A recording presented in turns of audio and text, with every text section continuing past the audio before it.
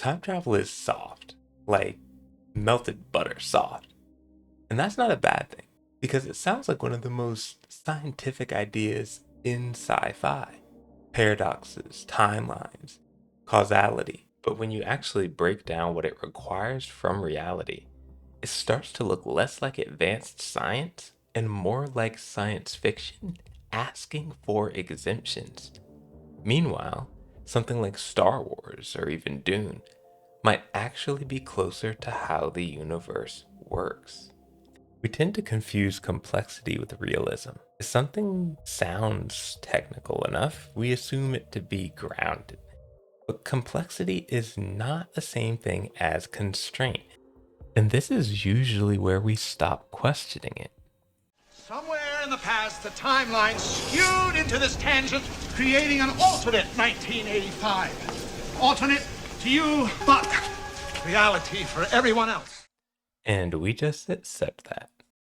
What's good, fellow future-minded folks? My argument today is simple.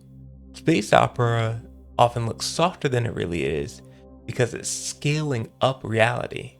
But time travel looks harder than it really is because it sounds scientific while quietly asking reality to stop behaving as such. Time travel in most stories is the idea that a person or object can move to another point in time in a controllable way. Not just experience time differently, not just age slower, actually move backward or forward in a story relevant way. Now, backward time travel is the real lightning rod here because that is where paradoxes show up, loops show up, story logic starts making promises it usually can't really keep. When I think about movies like Looper or Back to the Future, think the kinds of stories where cause and effect can fold in on themselves. Space opera, by contrast, is large-scale science fiction built around interstellar and, in some rare cases, even intergalactic civilization. It's expansive, it's political. Think Star Wars, think Dune, think giant systems, giant distances, and stakes that are just as big. Now, at first glance, space opera feels less realistic because of the scale. But scale and impossibility are not the same thing. Now, with time travel, it feels scientific. You see branching timelines, causal loops, diagrams mapping events across different points in time. It looks almost like a system you could model out, but those diagrams don't explain how time travel works. They just show what would happen if it did. Because the moment you treat time like just another dimension, you run into a deeper problem. Not only is time something events move through, but it's part of the structure that orders cause and effect. So when you draw a line backward, you're not just adding complexity, you're really interfering with the very framework that makes events intelligible in the first place. And that's the key distinction I want you to keep in mind for the rest of the video. Space opera usually asks, what if humanity or some other civilization reached so far of an advancement that we're out into the stars? While time travel is usually asking, what if reality worked completely differently than we even understand it? That's not a cosmetic difference. That's the whole game. And here's the crazy thing. As wild as it looks, space opera is really just built on one basic idea: scaling. Take the problems that we already know of. Now push them farther, push them larger, push them across decades, centuries, star systems. That is very different from saying the universe itself must start allowing for our contradictions. To even begin approaching a spacefaring civilization, humanity would need to completely change how it handles energy. But take your daily dose of humility, because right now, we are not even a full Type 1 civilization on the Kardashev scale. It's a framework devised by astrophysicist Nikolai Kardashev for thinking about civilizations by the amount of energy they can use. A Type 1 civilization would harness energy on the scale of the entire planet in which they occupy, while a Type 2 on the Kardashev scale is harnessing that energy on the scale of a star, and Type 3 on the scale of an entire galaxy. And the important thing is, physics doesn't forbid higher energy control in principle. The problem is not the stars can't provide enormous energy. The problem is that building systems capable of capturing, converting, storing, and distributing that energy is staggeringly hard. And that difference really matters because staggeringly hard is not the same as reality might not even let this happen. One is an engineering abyss, while the other is a living contradiction. And then you hit propulsion. And this is where space opera starts to look less like fantasy and more like a stack of brutal engineering problems.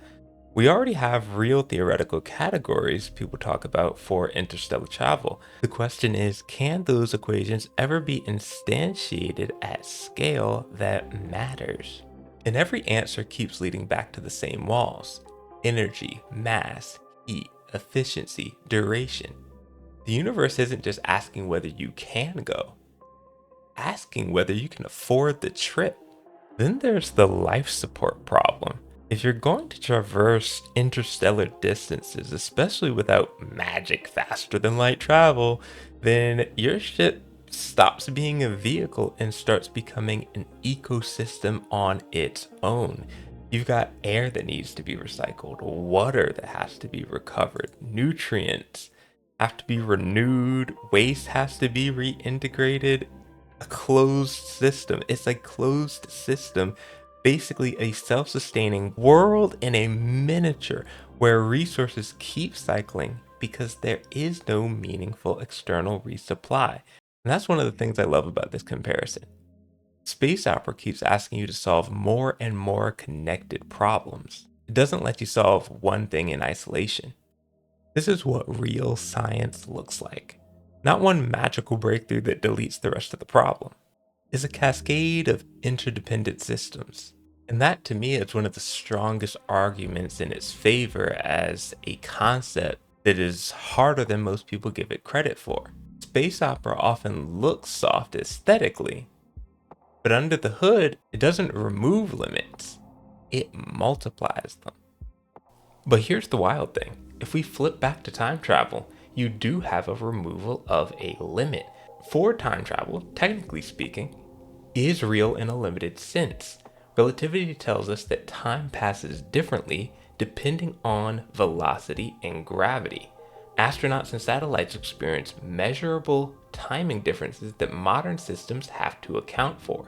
That's genuine physics. But backward time travel is where the floor drops out. Wormholes are often brought in as the scientific looking rescue device. Mathematically, wormhole-like solutions can appear in general relativity.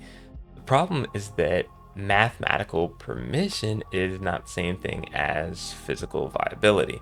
A solution can exist on paper and still be unstable, inaccessible, or dependent on conditions we can't really realize. And that's the problem here. Traversable wormholes in the popular imagination usually require some form of exotic negative energy density to keep them open. Quantum effects can produce tiny local negative energy like phenomena in certain contexts, but not anything close to the kind of large, stable engineering resource science fiction usually needs. And that's before you even get to the more serious problem. The wormhole issue is still kind of easy street. The major issue is causality. And causality isn't just one rule among many. It is the structure under basically all physical explanation. Let's take one of my favorite movies from my childhood, Back to the Future. Now, this movie is over 40 years old, kind of before my time, but it actually gets one of the most important ideas in time travel surprisingly right. In Back to the Future, time works like a loop that always had to happen. Marty goes back in time and ends up having to make sure his parents end up together. But here's the key. If he fails, he stops existing. We literally see this with the photo. His siblings start disappearing and then he starts disappearing. But the fact that Marty exists at all means one thing. He must have already succeeded. He's not changing the timeline in totality, because no matter what he does, if he still exists, he did not cause enough change to avoid his own existence or the existence of the people that he knows in the future. And yeah, we'll just ignore this part. Now, compare that to Looper. Instead of a fixed loop, actions in the past actually change the future. What the younger version of Joe does directly affects what the older version of Joe experiences. And that's because we're following the present version of the character, not the future one, which creates a completely different kind of time travel and a completely different set of problems. This is where time travel falls apart. If the loop isn't fixed, if it can be broken, then everything changes. Because now, every time someone goes into the past, they're not completing the timeline, they're rewriting it. And if more than one person can do that, then you don't just get one new timeline, you get constant rewrites stacking on top of each other. It's not a clean branching timeline anymore. It's rewrites on top of rewrites. At that point, there's no original timeline at all. There's no consistent version of reality. The moment time travel is invented, reality doesn't split. It collapses. And once that happens, there's no stable set of rules left at all. And that takes us to a point I think fiction skips over constantly. Even if you somehow solved the paradox problem, even if you somehow stabilized the mechanism, you would still have another major issue. And this one isn't even really about time, it's about location. And it's one of the weirdest assumptions in time travel. If you go back in time, why do you always show up in the right place? Why would that happen automatically? Because the same place on Earth only works if nothing in space is actually moving. And newsflash, everything's moving. Right now, you're moving through space at multiple levels at once. And my apologies to my international audience, but you're about to get hit with miles per hour. At the equator, Earth is spinning at about 1,000 miles per hour. And at the same time, Earth is orbiting the sun at about 66 to 67,000 miles per hour. And the entire solar system is moving through the Milky Way at roughly 500,000 miles per hour. And if that wasn't enough, the Milky Way itself is moving through the universe at about 1.3 million miles per hour. All of those motions are happening at the same time, stacked, simultaneous, nested, which means your location is never just here. It's a moving coordinate inside a moving coordinate inside a moving coordinate. So if someone says, oh, hey, I'm going back 250 million years, the question isn't really just when are you going? It's also where are you going? Because Earth wasn't here. The sun wasn't here. The galaxy wasn't here. If you actually managed to rewind time without compensating for spatial motion, you would not land in ancient Earth's past. You would land where your current coordinates would be after stripping away the moving reference frames, which is to say you're probably going to end up in a bunch of empty space in the middle of nowhere with no feasible way of making it back to Earth. And to solve that, your time travel mechanism would have to do far more than just move you along the space-time timeline. It would need to extraordinarily, precisely have knowledge of Earth's position, the sun's orbit, galactic motion, and the relevant reference frame in which destination even makes sense. If it's sounding more and more impossible as I say all of this, then welcome to time travel. I really want to emphasize this because it's one of the cleanest ways fiction smuggles convenience into time travel.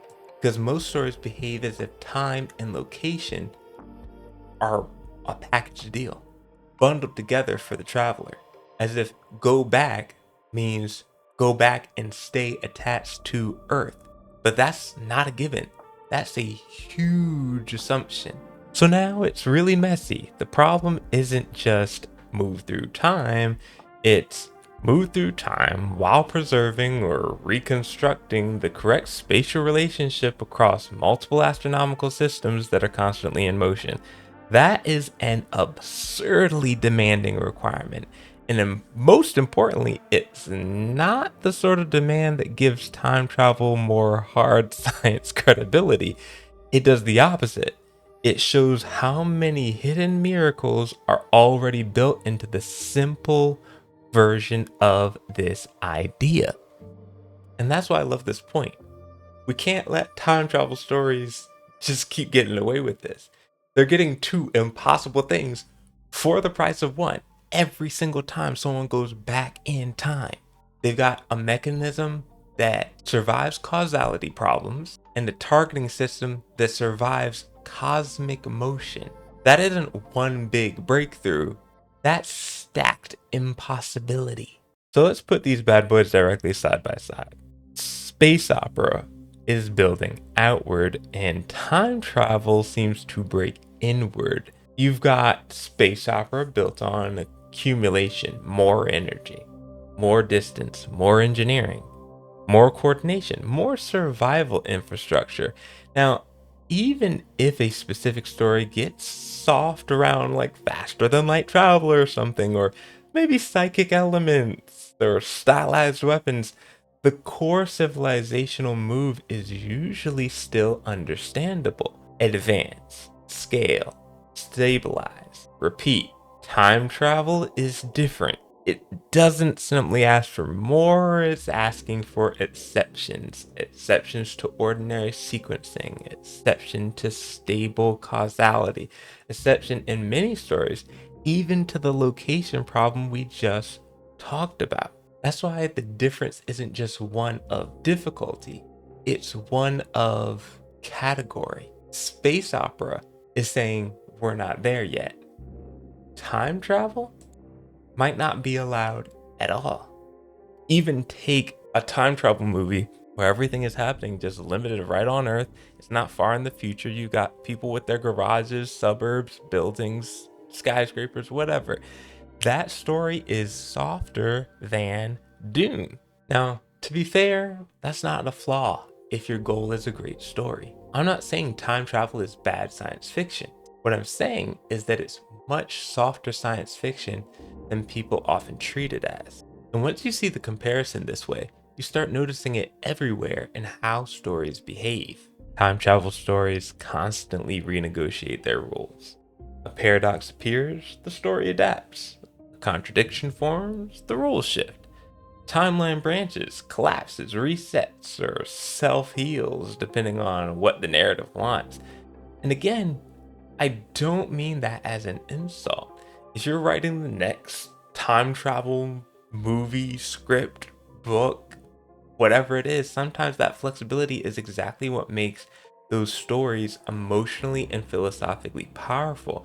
But it is still flexibility. It is still freedom. It is still softness in the sense that the concept does not stay tightly pinned down by one stable set of constraints. Space opera usually does the opposite.